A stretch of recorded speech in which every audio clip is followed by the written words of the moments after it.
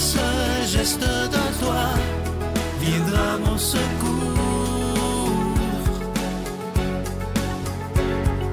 Viens semer dans mon âme le grain de l'amour. Je traverse un désert et je meurs de soif. Montre-moi le mystère qui garde la foi. Bon vendredi 19 novembre, bienvenue à votre émission La Victoire de l'amour. En ce beau vendredi, on rejoint le docteur Valérie-Julie Brousseau pour sa chronique et à l'homélie, ce sera le révérend Joël Lapierre.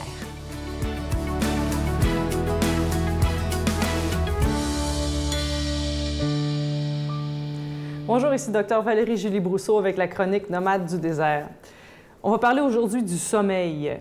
Alors, plusieurs d'entre nous en avons déjà fait l'expérience. Hein? On va se coucher, puis là, on a un petit trou qui tourne. J'appelle ça le hamster qui tourne dans sa roue. Puis là, on a l'impression qu'on le regarde tourner, puis là, ça devient comme une source d'anxiété, d'angoisse, puis on n'arrive pas à s'endormir.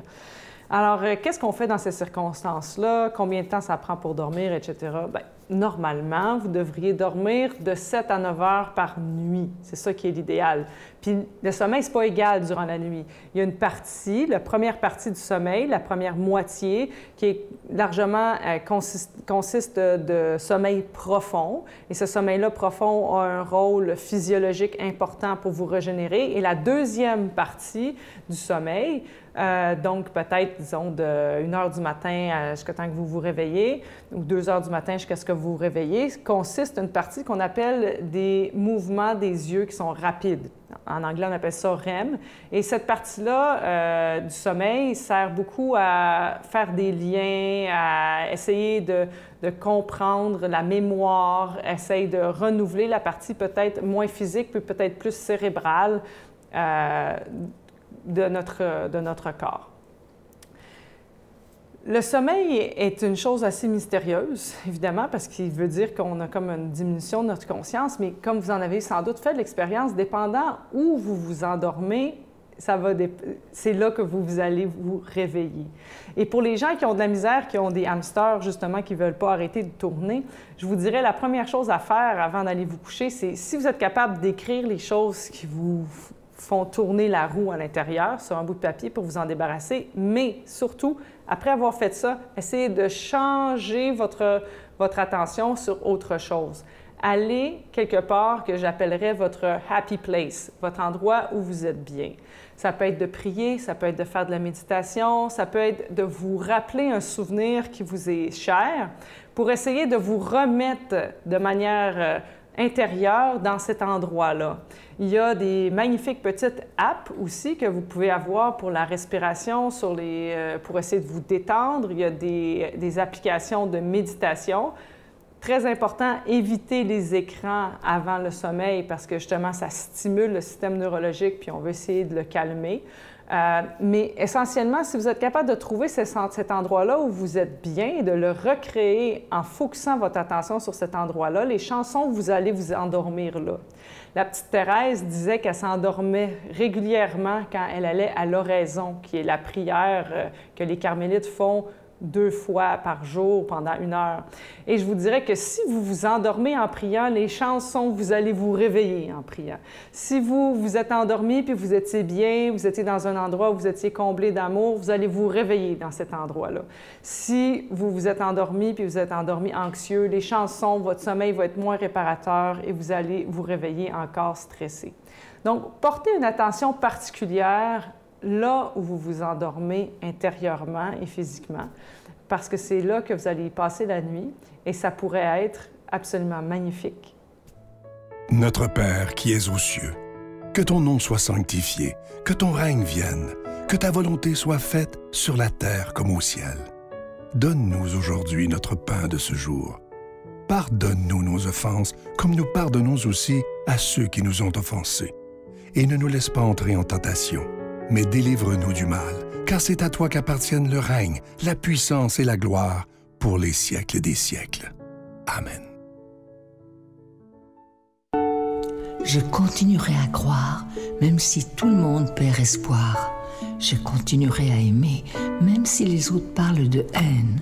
Je continuerai à construire, même si les autres détruisent. Je continuerai à parler de paix, même au milieu d'une guerre. Je dessinerai des sourires sur des visages en larmes et je tendrai les bras à ceux qui se sentent épuisés. Oui, je continuerai à croire.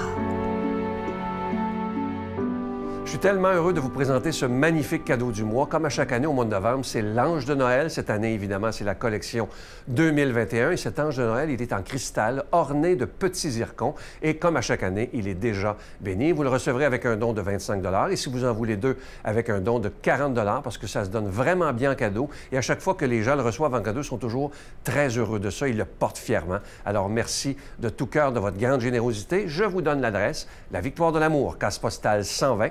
Succursale Boucherville à Boucherville, le J4B 5E6, je vous la redonne. La Victoire de l'Amour, case postale 120, succursale Boucherville à Boucherville, le J4B 5E6. Également par téléphone, par carte de crédit du lundi au vendredi de 8h30 à 16h30 dans le 514-523-4433, 523-4433 ou sans frais le 1-888-811-9291, 1-888-811-9291 et aussi sur notre site Internet. Vous savez que c'est une façon très rapide, sécuritaire et efficace de faire votre don. C'est le www.lavictoiredelamour.org. Alors, je vous rappelle ce magnifique cadeau du mois. Il s'agit de l'Ange de Noël, collection 2021. Il est en cristal, cet Ange de Noël, orné de petits zircons et il est déjà béni. Je prends le temps de vous remercier de tout cœur de tout ce que vous ferez pour la Victoire de l'Amour en ce mois de novembre, parce que sans vous, sans votre prière, sans vos dons, cette émission-là ne pourrait pas durer depuis bientôt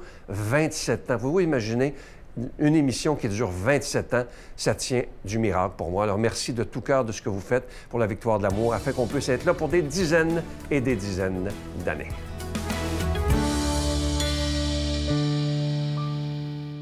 Mon Dieu, donnez-moi la sérénité d'accepter les choses que je ne peux changer, le courage de changer les choses que je peux et la sagesse d'en connaître la différence.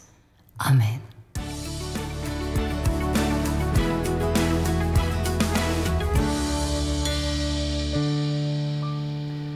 Bonjour à tous et bienvenue à ce temps de lecture des Saintes Écritures. Je vous invite à regarder l'Évangile selon Luc, le chapitre 19, et on lit quelques versets, les versets 45 à 48. Jésus entra dans le temple et se mit à expulser les marchands. Alors là, tout à coup, peut-être vous vous rappellerez, nous avons lu un texte similaire il y a une dizaine de journées, et vous pourrez regarder la date du 9 novembre, où on a regardé le récit de Jean 2.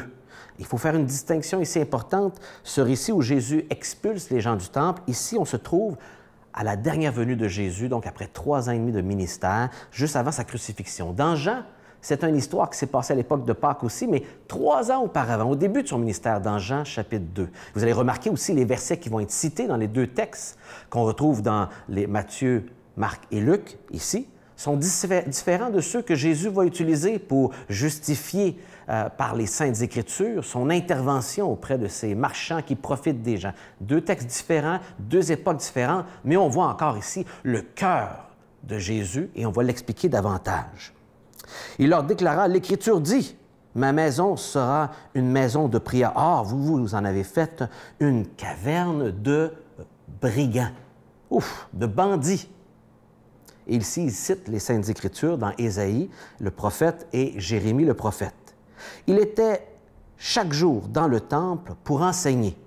Les chefs, les prêtres et les scribes aussi, que les notables cherchaient à le faire mourir, mais ils ne trouvèrent pas de moyen d'y arriver. En effet, le peuple tout entier était suspendu à ses lèvres. Eux n'étaient pas intéressés parce que Jésus dérangeait leur religiosité. Leur incompréhension, leur manque de connaissance personnelle de Dieu. Ils étaient dans de la religiosité, dans des choses à faire. Alors que les gens ici avaient une soif spirituelle dont les leaders spirituels de l'époque n'arrivaient pas à étancher avec leur religiosité qui dégoûtait Jésus ici. Donc, on a fait la distinction ici entre les récits qu'on retrouve dans Matthieu, Marc et Luc, celle-ci, qui se trouve à la fin du ministère de Jésus, et le récit où Jésus fait cela au tout début de son ministère dans Jean 2.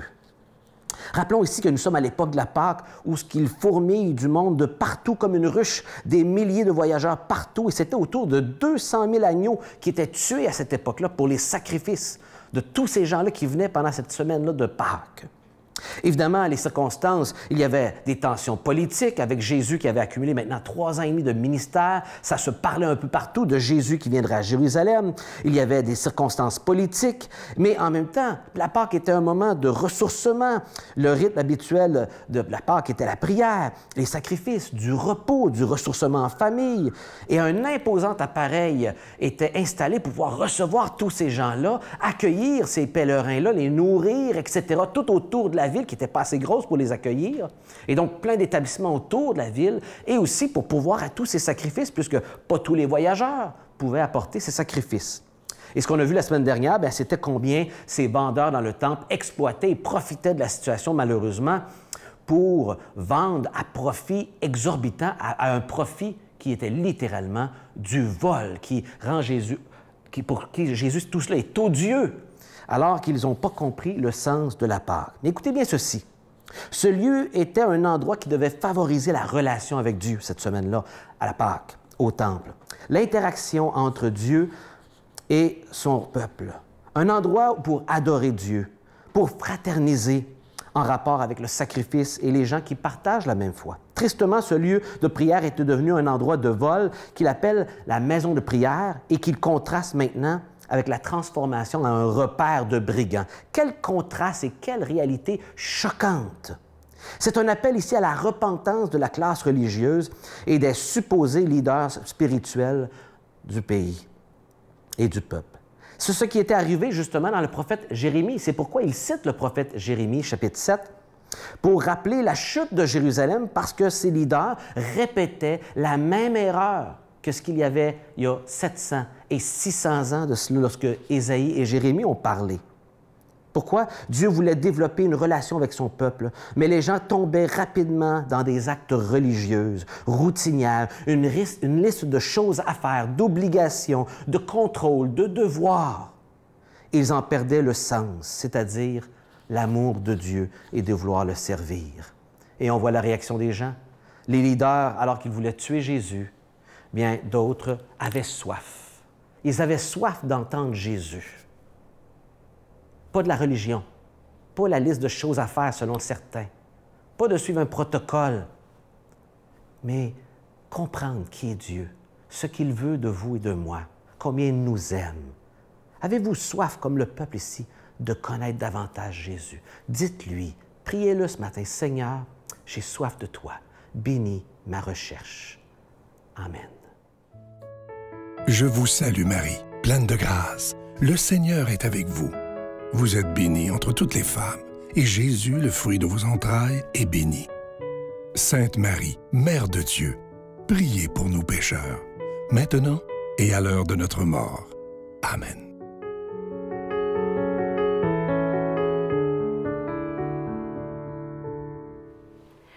Je vous propose aujourd'hui une petite démarche que je fais régulièrement.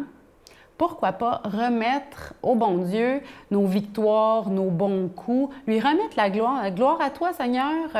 Merci pour toutes les victoires, tous les bons coups, tous les succès que j'ai eus. Et lui remettre aussi nos échecs, nos difficultés, nos souffrances. Tout lui appartient de toute façon et ça nous décharge. Il a dit « Venez à moi, vous tous qui ployez sous le poids du fardeau. Je vous procurerai le repos. » Gratitude pour le jour qui à chaque éveil me tire dehors. Gratitude pour la voix. L'amour a pris son temps à travers les vents de janvier. Jeunes et moins jeunes, soyez tous très heureux, joyeux, joyeux Noël.